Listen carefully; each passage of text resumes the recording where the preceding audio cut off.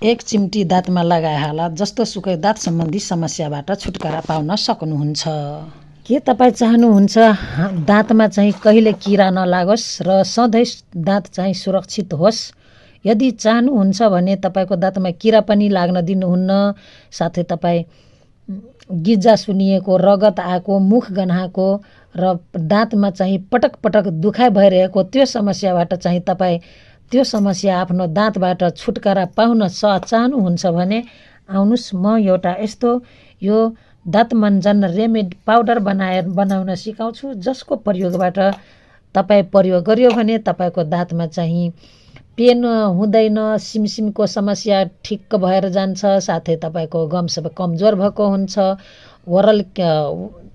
Oral mouth सम्बन्धी समस्या हुन्छ, जस्तो कि श्वास गन्हाउने, मुखमा घाउ आउने, साथै दाँत चाहिँ हलिरहेको छ, त्यस्तो समस्याबाट तपाईँ निजात पाउन चाहनुहुन्छ भने आउनुहोस्, म एउटा आज यस्तो यो टुथ पाउडर बनाउन सिकाउँछु, जसको प्रयोगले गर्दा तपाईँ माउथ सम्बन्धी, मुख सम्बन्धी सम्पूर्ण समस्याबाट तपाईँ छुटकारा पाउन सक्नुहुन्छ।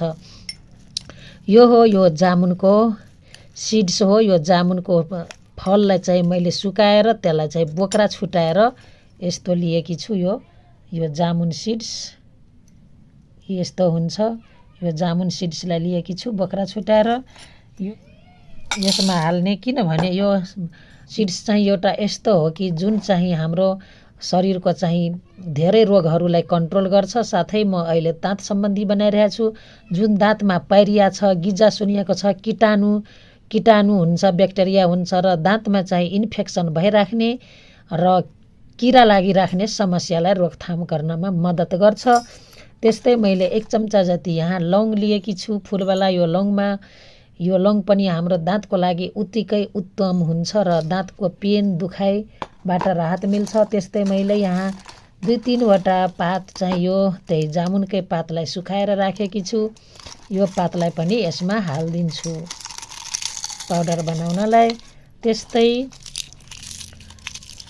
मैले यहाँ लिएकी छु पानको पत्ता। यो पानको पात पनि हाम्रो दाँतको लागि यति उत्तम हुन्छ, किरा लाग्न दिँदैन, क्याल्सियम हुन्छ, दाँतलाई बलियो बनाउँछ, हल्नबाट रोक्छ, रगत आउन दिँदैन। त्यस्तै म यहाँ लिएकी छु निमको पात।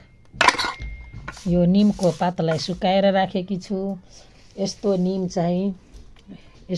चाहिँ यसरी यो निमलाई ल्याएर सुकाएर राख्ने र यसको पाउडर बनाउने।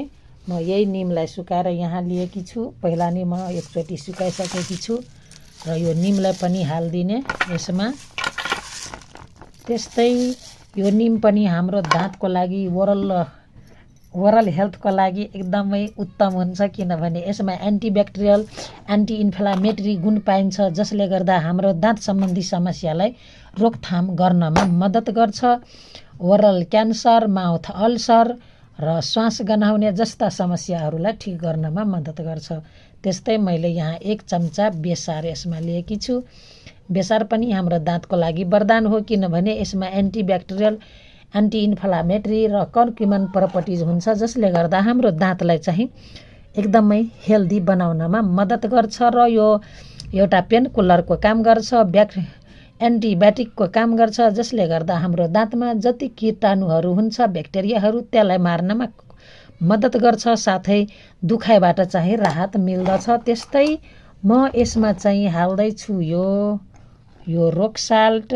यो रोक साल्ट चाहिँ यसको स्वाद अनुसार हाल्नुहोस्, अनि पेस्ट एकदमै मिठो हुन्छ मुखमा हाल्ने बेलामा।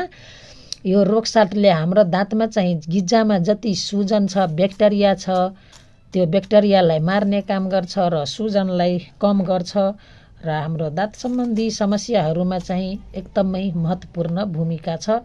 यसलाई चाहिँ स्वाद अनुसार लिनुपर्छ। त्यस्तै यसमा मैले जुन जामुनको पात मिक्स गरेको, जामुनको बिउ, त्यसमा चाहिँ भरपुर मात्रामा त्यो एन्टिब्याक्टेरियल, एन्टी इन्फ्लामेटरी प्रोपर्टिज पाइन्छ, जसले गर्दा हाम्रो दाँतलाई चाहिँ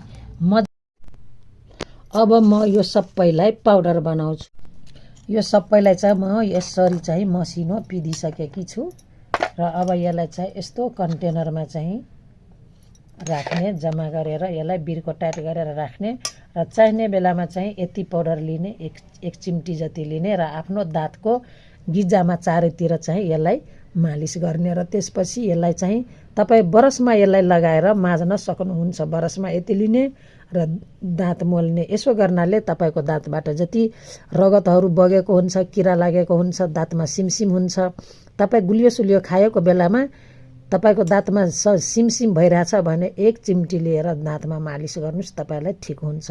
रगत बग्नबाट कम गर्छ, ब्याक्टेरियालाई मार्छ र तपाईँको दाँतलाई सधैँको लागि हेल्दी र जवान राख्छ। कीटाणु चाहिँ रहित बनाउँछ, कीटाणुलाई मार्ने काम गर्छ। यो भिडियो धेरै सेयर गरिदिनु होला, लाइक गरिदिनु होला र यस्तै भिडियो हेर्नलाई सब्सक्राइब गरी बेल आइकनमा थिची अलमा प्रेस गरिदिनु होला।